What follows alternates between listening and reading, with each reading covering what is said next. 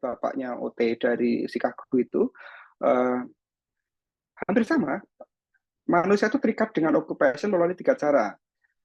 Ada keterikatan, ada gangguan, kemudian bagaimana kita menggunakan occupation sebagai terapis, kita bisa menggunakan occupation untuk mengubah, memperbaiki, dan memberikan mana khusus bagi hidup si pasien. Jadi kalau kita perhatikan dari slide sebelumnya, dan ini dari Molyneux dan ini dari Gil-Hofner, mereka expert semua dan ada kesamaan. Meskipun mereka di rentang waktu yang berbeda, tapi ada kesamaan dalam memaknai okupasi. Intinya adalah kita sebagai okupasi terapis, kita punya kacamata occupation untuk melihat klien kita menggunakan occupational profile. Dari situ kita akan tahu occupational dysfunction, gangguan okupasinya apa, terus bagaimana kita menyusun intervensi. Alright. Nah, saya mengambil dari Molyneux yang paling baru di 2010. Molyneux secara detail itu memecah okupasi, hakikatnya itu menurut dia ada 5. Yang pertama adalah okupasi itu bersifat aktif, kemudian memiliki tujuan sesuai dengan konteks setempat, ada maknanya, kemudian ada dampaknya bagi kesehatan. Oke, bersifat aktif. Menurut Molyneux, okupasi itu mendorong individu untuk terikat dalam okupasi secara sadar ataupun tidak sadar, dan terus melakukan okupasi itu dari waktu ke waktu. Contohnya, okupasi saya mengidentifikasi diri saya secara okupasi adalah seorang dosen pengajar gitu kan, dan otomatis saya terikat untuk selalu bekerja sebagai dosen, entah karena saya terikat karena pekerjaan saya, terikat status saya sebagai pegawai pemerintah dan sebagainya. Saya terikat, terpaksa dan tidak terpaksa. Terpaksa karena saya sebagai pemerintah, tidak terpaksa karena saya suka mengajar gitu kan. Nah, itu membuat saya terikat dengan status atau label okupasi saya sebagai dosen pengajar. Kemudian aktif secara psikologis dan fisik. Saya aktif mengajar secara fisik, ya ini membuat presentasi, kemudian menyusun materi. Dalam menyusun materi itu berarti riset. Saya itu mencari banyak jurnal, mengumpulkan dari sana-sini, saya ramu, saya persembahkan ke Anda. Itu fisik. Psikologisnya adalah, ya saya butuh persiapan, kemudian ada kepuasan tersendiri ketika saya bisa melakukan fungsi saya sebagai dosen, gitu kan. Nah, ini akan ada pertanyaan untuk Anda, silakan jawab di comment box. Kalau menurut Anda, mana yang lebih aktif antara gamers dengan pekerja bangunan? Mana yang lebih aktif? Kira-kira.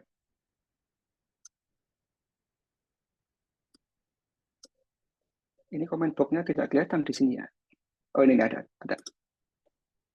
Pekerja bangunan sama-sama aktif, gamers, pekerja bangunan, gamers, pekerja bangunan.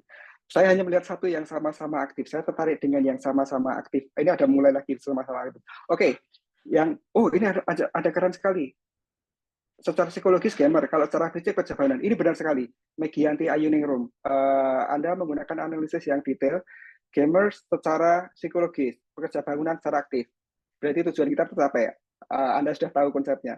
Nah, mereka itu 2 okupasi yang berbeda dan mereka aktif dengan cara yang berbeda pula, di mana pekerja bangunan itu fisiknya yang lebih terforsir untuk aktif, sedangkan gamers itu psikologis, mental, cognitive function, dan mereka sama-sama aktif. Oke, let's move on. Ada tujuan. Dalam melakukan okupasi, menurut Molyneux, itu ada tujuannya, yaitu untuk self-care. Kemudian laser produktivitas, ini yang lama. Sekarang ada yang 8. Amerika tuh, yang Kanada masih 3, kemudian Amerika mengusulkan ada 8. Sampai termasuk manajemen kesehatan, termasuk dalam mengatur obat, konsumsi obat. Itu manajemen kesehatan namanya. Ada 8 sekarang, bukannya 3. Jadi 3 lagi tambah 5, ada 8. Kemudian ada keharusan terikat kontrak, sukarela, atau hanya sekedar mengisi waktu luang. Ini kalau kita berbicara tentang leisure, productivity, dan lain sebagainya. Kita melakukan occupation, itu banyak loh tujuannya. Saya bekerja karena saya butuh uang. one thing. Kemudian saya bekerja karena suka pekerjaan saya sebagai dosen. Second thing. Kemudian saya berpikir saya bekerja karena saya mendulang amal. Third thing, spiritually. Itu berarti perspektif ketiga saya untuk melihat occupation yang saya lakukan. Nah, Anda pakailah perspektif yang sama untuk melihat occupation yang saat ini dilakukan. Ini supaya Anda bisa nanti berempati kepada pasien Anda. Pasien Anda dulu, kenapa dia terus melakukan okupasi ini? Kenapa obsesi dengan okupasi ini? Alasannya apa? Seperti itu. Sesuai dengan konteks budaya, geografis, faktor ekonomi. Kenapa seseorang itu memilih okupasi tertentu? Kemudian juga itu tergantung juga pada sumber daya dan kesempatan. Sekarang ini silakan di comment box lagi. Ada pekerjaan dua, pelanggar hukum dan penegak hukum. Mereka kan sama-sama occupation ya. Kira-kira apa yang membedakan? Sekarang pelanggar hukum occupation nggak? Kalau penegak hukum kan jelas ya, polisi. Itu penegak hukum, occupation. Kalau pelanggar hukum itu occupation nggak? Nur Halimah keren sekali, legalitas. Benar dan salah. Oke, common sense. Common sense. Meskipun sama-sama occupation, tapi penjahatnya nggak boleh kan? Karena apa? Karena itu merampas hak orang lain dan lain sebagainya. Nggak ada consent dan lain sebagainya. Nah, saya punya hipotesis kalau occupation itu ada yang dark occupation, ada yang white occupation gitu kan. Okupasi yang baik dan okupasi yang tidak baik. Kalau di contoh ini, pelanggar hukum itu contoh dari dark occupation. Dan penegak hukum could be white occupation at some point. Oke, kemudian konteks sudah ini yang bermakna, ada kebermaknaan. Nah, tadi tujuan, yang sekarang itu makna. Makna itu lebih dekat dengan rasa atau alasan yang mendasari seseorang untuk melakukan occupation. Biasanya ini dekat dengan spirituality, kemudian mental state, psikologis, dan lain sebagainya. Jadi kalau karena uang itu lebih ke tujuan gitu ya. Tapi ketika saya bilang ini ladang amal gitu ya, ini saya merasa puas ketika melakukan pekerjaan saya sebagai dosen karena saya membantu orang untuk belajar dan tahu. Nah, itu ada keuntungan secara spiritual yang tidak bisa saya jelaskan. Nah, ini saya lebih dekat ke mana. Nah, ketika pasien Anda kekeh untuk melakukan, bahkan pasien yang anak-anak itu kan, mereka tidak bisa fluently menjelaskan kenapa mereka senang nge-game gitu kan. Tetapi pasti ada sesuatu yang kita tidak tahu kenapa si anak ini begitu obses dengan game secara maknawi gitu kan. Mungkin ada kompetisi, kalau bisa berhasil naik level itu ada kepuasan, rasa rasa kompeten itu ada. Nah, makna-makna itu yang seringkali harusnya kita gali gitu ketika Anda interview dengan pasien gitu kan. Apakah ini pengabdian atau komersil gitu kan. Pengabdian itu PNS sekali, komersil berarti non PNS gitu kan. Kalau dikotomi saya sekarang semudah itu gitu kan. Di mana semuanya baik, tidak ada yang tidak baik karena semua orang punya pemaknaan yang berbeda-beda. Ini adalah hakikat okupasi menurut Molyneux yang terakhir memiliki dampak terhadap kesehatan. Nah, ini rupanya berasal dari Wilcock tahun 98, di mana Wilcock diperkuat oleh Molyneux itu mengatakan bahwa ada keseimbangan fungsi mental dan fisik. Kemudian ada kapasitas mental dan fisik yang naik dengan melakukan okupasi. Juga untuk tujuan integrasi sosial, kalau Anda bisa bekerja, Anda diterima oleh masyarakat sekitar tempat tinggal Anda. Begitu sebaliknya, kalau Anda tidak bekerja, ada stigma yang tidak bagus dari masyarakat, bahkan keluarga juga akan memberikan stigma yang tidak bagus ketika Anda tidak aktif melakukan okupasi, gitu kan. Mendapatkan kesempatan yang sama dalam masyarakat ini tentang equality, akses untuk mendapatkan okupasi. Makanya ada nanti konsep occupational justice. Setiap orang berhak untuk melakukan okupasi yang dia inginkan. Oke, ini 10 menit yang kedua. Konsep-konsep yang menyusun okupasi menurut Evan. Kalau menurut Evan ini literatur yang sangat lama tapi sangat basic, jadi masih kita pakai. Evan itu melihat okupasi berdasarkan satu hierarki, yang kedua itu tahapan perkembangan, kemudian adaptasi. Kalau tidak salah 3 ini atau 4 mungkin, saya tidak begitu hafal. Yang pertama kita lihat ke hierarki di sini. Sebagai okupasi terapis yang gampang ya, gitu. Begitu Anda lulus dari D3 yang dulu ya, itu Anda pemula. Kemudian setelah beberapa tahun, 5 tahun, 2 tahun, 3 tahun, ya 3 tahun mungkin ya, 3 tahun Anda sudah bisa dikatakan sebagai medium. Begitu Anda lewat 5 tahun ke sana dalam satu sistem praktek yang sama, misalnya pediatri, terus tidak konsisten. Anda masuk tahun ke-6, Anda sudah masuk ke ahli. Nah, jadi ada tingkatan gitu kan.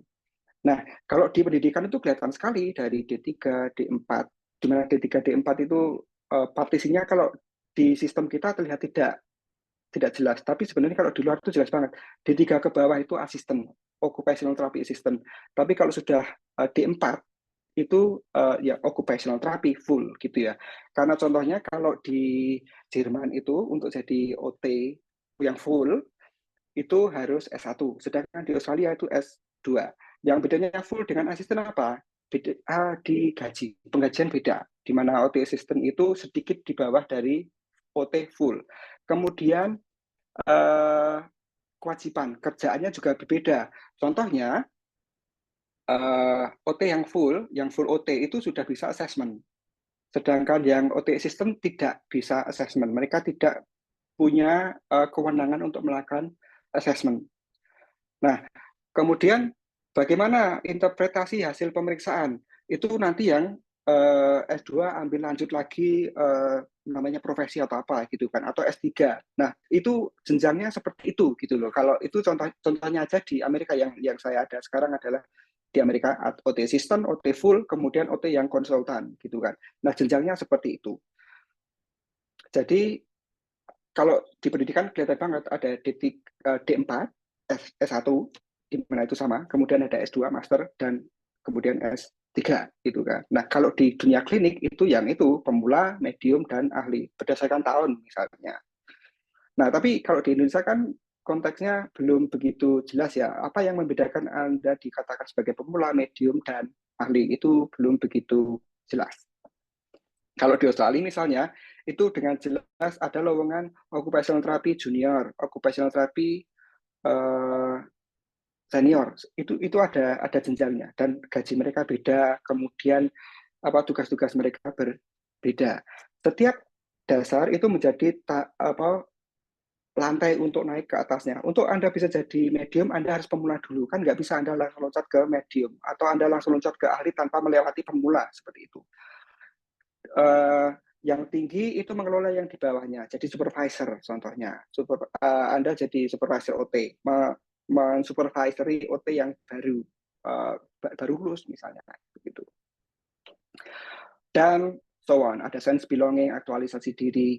Ada yang menganggap kalau semakin tinggi hierarkinya berarti ya semakin oke, gitu. Nah, saya menggunakan contoh hierarki itu untuk satu okupasi yang gampang lah ya. Kita lihat di bawah ini, di dasar dari segi piramida sebutannya ya. Okupasi namanya bertani, gitu kan. Dari okupasi sebagai petani, kita pilih satu saja activity-nya, yaitu menanam padi. Menanam padi kan ada banyak sekali step-nya, ada banyak sekali task, gitu kan. Ini activity-nya menanam padi, okupasinya bertani, activity-nya menanam padi, task, tugasnya adalah menyemai bibit, gitu kan. Ketika menyemai bibit, si petani atau kita lah, kalau kita jadi petani gitu ya, kita harus bisa menggerakkan ekstremitas atas. Kenapa? Karena menyemai bibit kan gerakannya seperti ini ya. Nah, itu butuh kemampuan untuk mengangkat ini, shoulder, elbow, dan lain sebagainya. Kemudian ini juga buka lagi, sampai tangan ini juga buka, nutup, fleksi ekstensi, dan lain sebagainya. Nah, ketika kita breakdown lebih kecil lagi, di sini disebutkan ada kemampuan ABD, ADD, and so on, itu harus bisa. Sirkumduksi, itu semua harus bisa. Nah, untuk bisa ini, LGSKO-nya harus bisa juga. Nah, dulu ketika kita dari D3, kita tuh seringkali bingung, karena kita melihat pasien yang datang ke kita, langsung tembak ke LGSKO-nya. Pasien stroke, LGS-KO-nya ada gangguan, entah itu kaku, entah itu spastisitas, atau kelayuan, dan lain sebagainya. Tapi wajar, karena D3 kita tuh belum punya kemampuan analisis untuk apa ya, mengkonekkan dari atas sini, dari sini sampai di sini gitu kan. Seringkali kita hilang di level-level ini. Ini yang sering membuat kita hilang arah sebagai terapis okupasi. Katanya kalau terapis okupasi itu harus memampukan klien supaya bisa, kalau petani harus bisa bertani lagi. Kemudian sampai di rumah sakit, kita latihnya LGS-KO, numpuk kon, kemudian melatih kekuatan ototnya, but why, untuk apa, dan lain sebagainya. Sebenarnya ini loh jenjangnya, hierarkinya menurut Evan, seperti ini. Nah, semoga ini bisa Anda mengerti dalam konteks Anda. Pasien Anda tidak hanya stroke kan, pasti banyak yang lain, terutama anak-anak. Yang kedua, kalau menurut Evan, sesuai dengan tahap perkembangan, kecil, anak-anak, remaja, tua. Kalau sekolah pun ada dari playgroup, TK, SD, SMP, SMU, mahasiswa, and so on. Mahasiswa pun ada yang dari D3, D4, S2, S3, seperti itu. Nah, occupation dari level satu ke yang lainnya itu menjadi sarana untuk pembelajaran, berkembang, dan mencapai kepuasan. Ini kalau mencapai kepuasan, kalau bebannya sesuai dengan kapasitas. Ketika bebannya diberikan kebanyakan, yang ada adalah kita pembelajar stres, gitu kan. Dan itu seringkali terjadi, gitu kan. Di dunia ini sangat utopia untuk bilang, oh ini bebannya sudah ideal, gitu kan.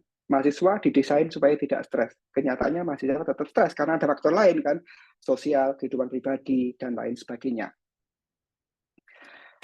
Oke, selama proses ini berlangsung, skill dan kapasitas diri kita berkembang tanpa kita sadari seringkali, gitu kan.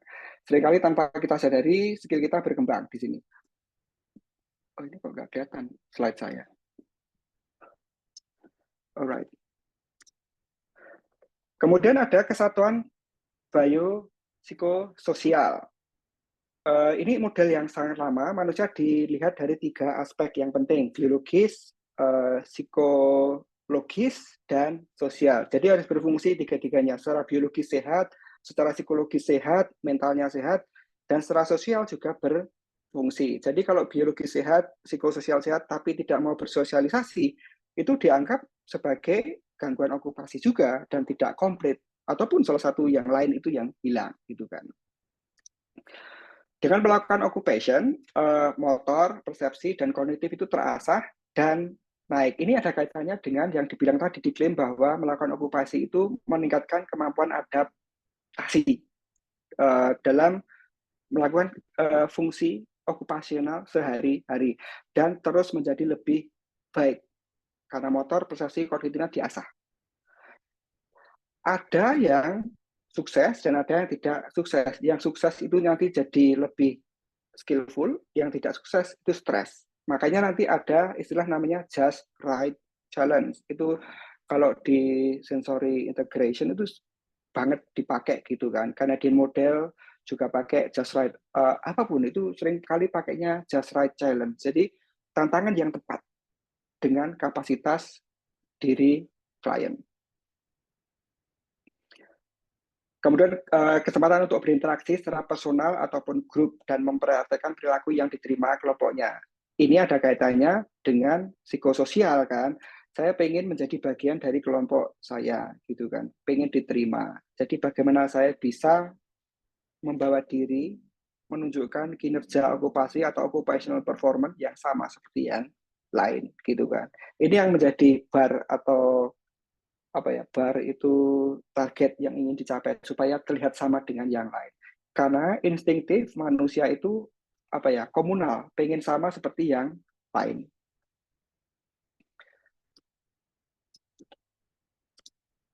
Yang terakhir dari Evan adalah kapasitas adaptif. Okupasi memberikan kesempatan bagi individu untuk menerima masukan.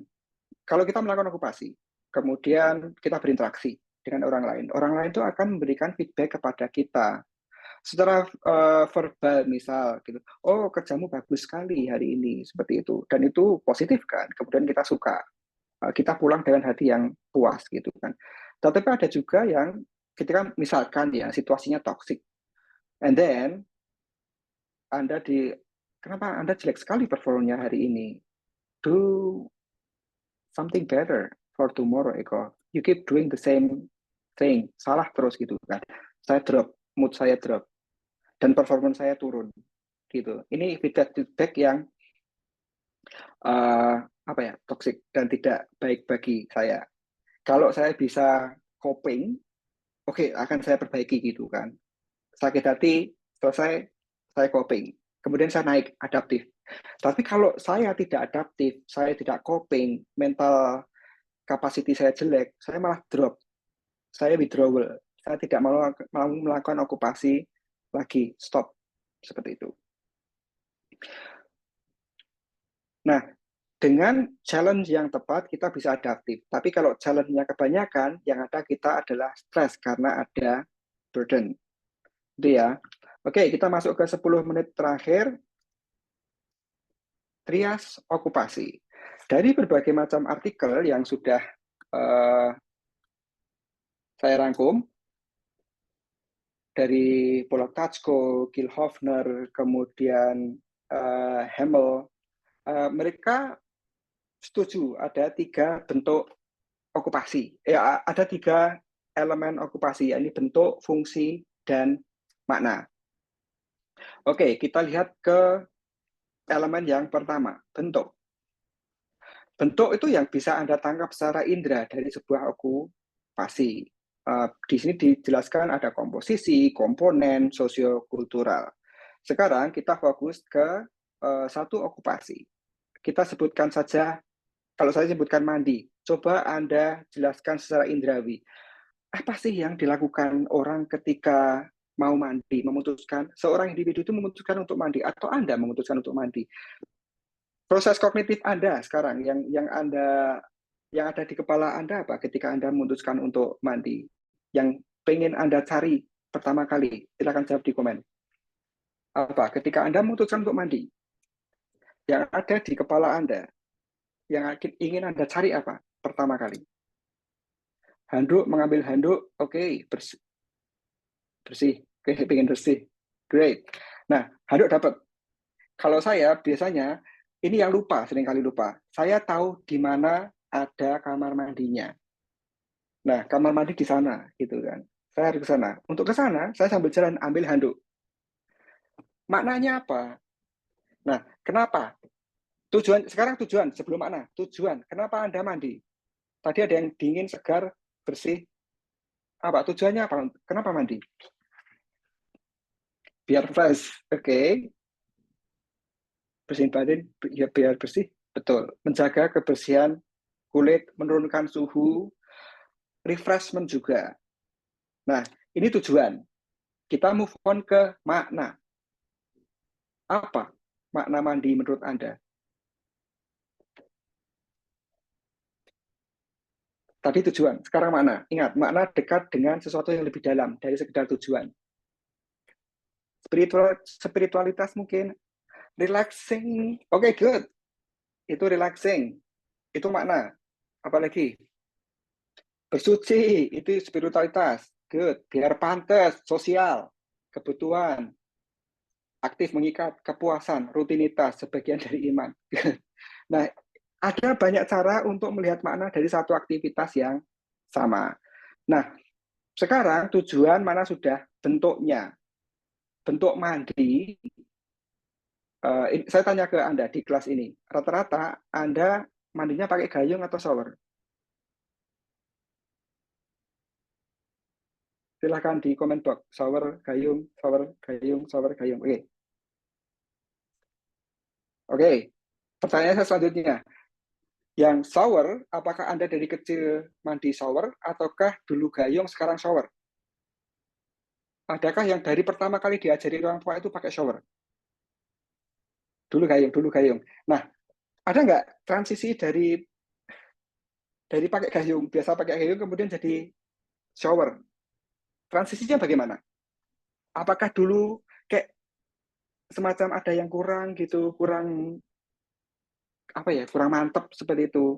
Kalau pengalaman saya, nggak gampang capek, lebih lama mandinya. Nah, kurang gebyur. Saya mengingat kurang gebyurnya itu, karena sense of mandi itu gebyur itu kan. Ketika shower, itu kayak gebyur, sensasi gebyurnya itu nggak ada. Ini sensorik. Nah, ini sensorik, input sensorik yang tidak ada yang hilang. Tapi kemudian lama-lama saya adaptasi, jadinya biasa kan. Oke lah, akhirnya saya terima aja. Coba kalau saya itu punya autism spectrum disorder gitu, kaku banget. Dan saya tuh harus pure, saya nggak bisa di gini. Saya bertahun-tahun saya struggling gitu kan. Saya tidak mau terima kalau shower itu sama aja mandi gitu kan. Karena saya tidak punya autism spectrum disorder, saya bisa menerima perubahan itu. That's fine.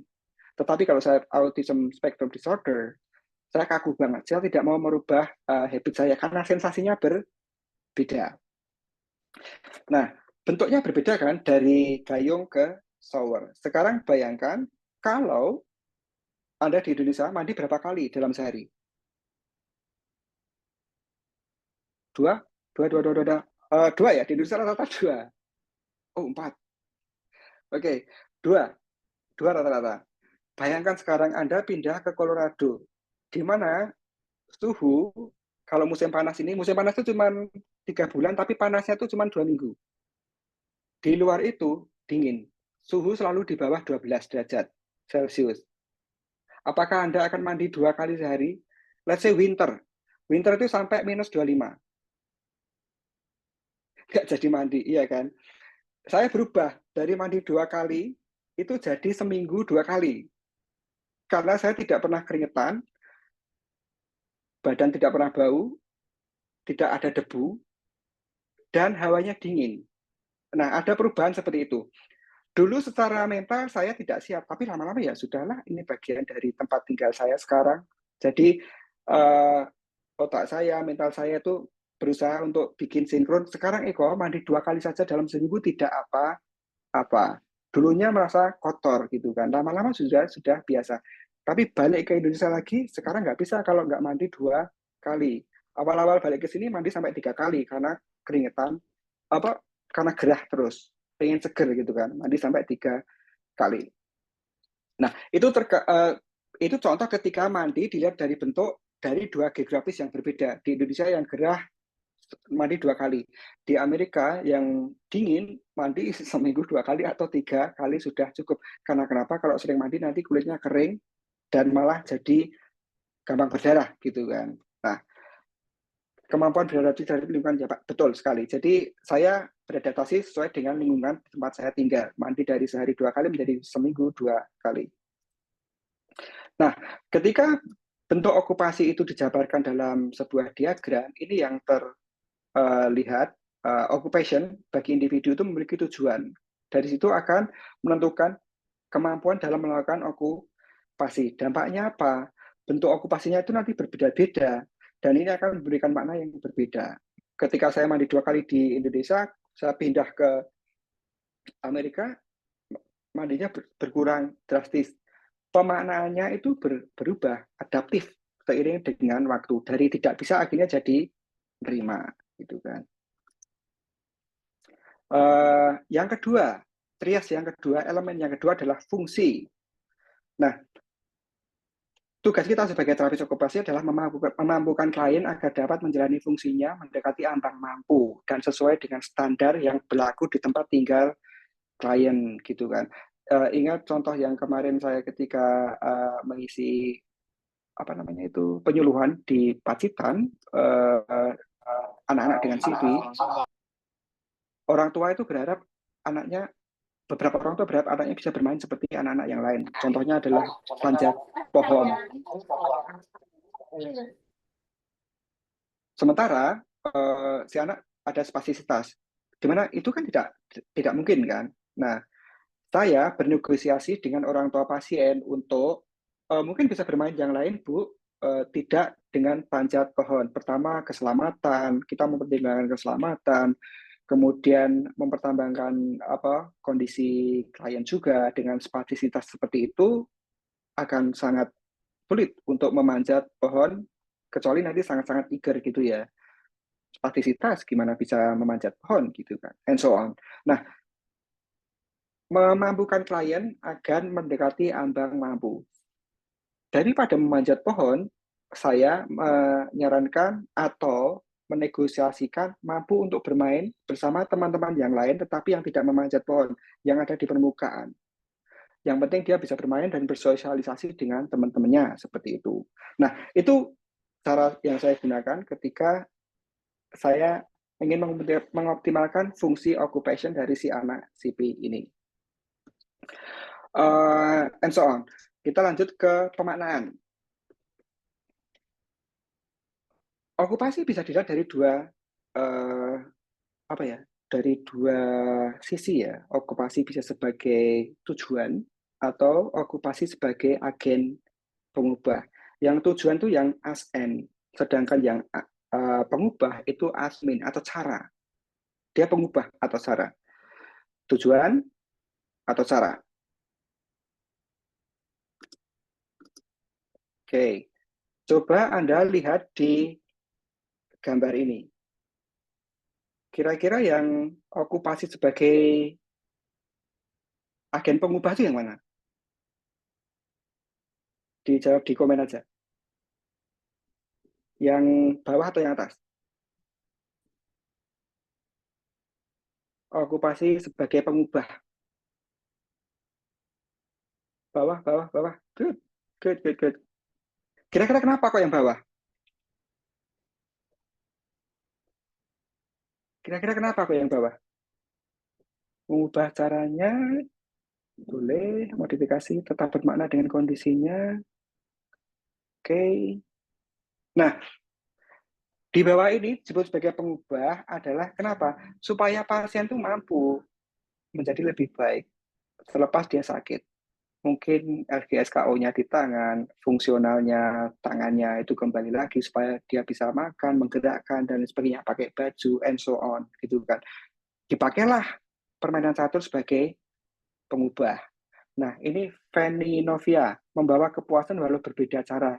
Nah, ini malah yang di atas sebagai tujuan. Kenapa? Itu menikmati leisure, for example ya. Nah, ini ada kepuasan. Pemaknanya berbeda.